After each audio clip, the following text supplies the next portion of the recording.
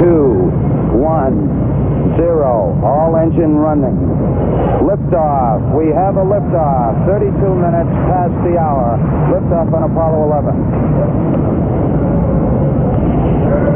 Tower cleared. We got a roll program. Neil Armstrong reporting the roll and pitch program, which puts Apollo 11 on a proper heading.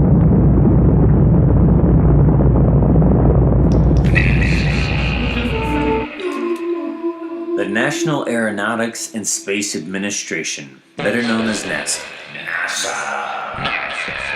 NASA was established in 1958 under Dwight D. Eisenhower.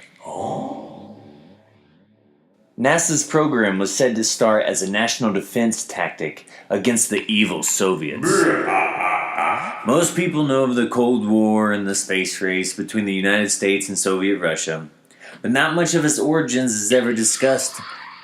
You know that Russia sent the first man into orbit and US landed people on the moon. So who were these amazing people behind NASA? They had such an extraordinary vision and accomplished so much. While many people were involved in the making of NASA, there are two key figures that stick out.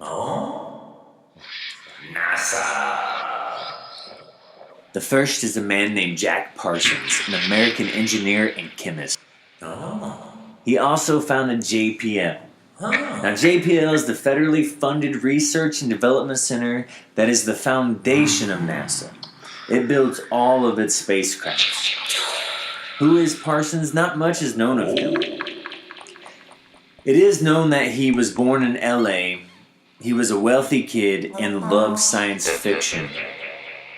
Which is funny because he later grew to become close friends with none other than L. Ron Hubbard, a man known for writing the most science fiction novels in the world. He was a Navy officer and later claimed to fame the infamous Church of Scientology. Now, Jack Parsons and Hubbard were both occultists, and they studied directly under Aleister Crowley. They even shared the same wife.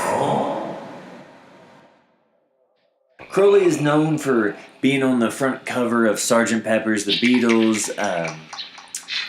His house was later occupied by Jimmy Page of Led Zeppelin.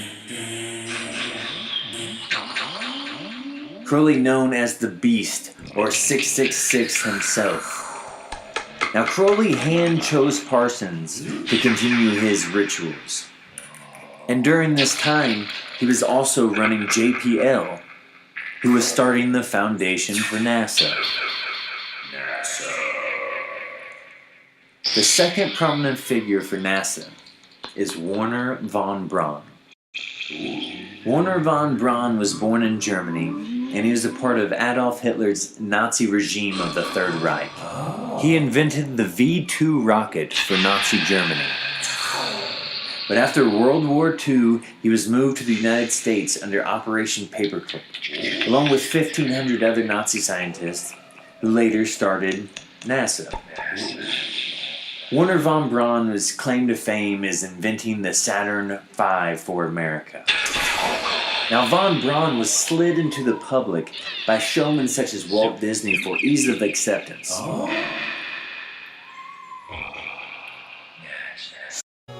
A spaceship using an electromagnetic drive to neutralize gravity is the obvious answer.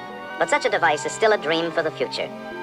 However, at the present time, an atomic-powered spaceship has been suggested by a leading scientist in the rocket and guided missile field, Dr. Ernst Stuhlinger, who for some years has been working closely with the rocket engineer, Dr. Wernher von Braun. This atomic electric spaceship features a revolutionary new principle that will make possible the long trip to Mars with only a small expenditure of fuel.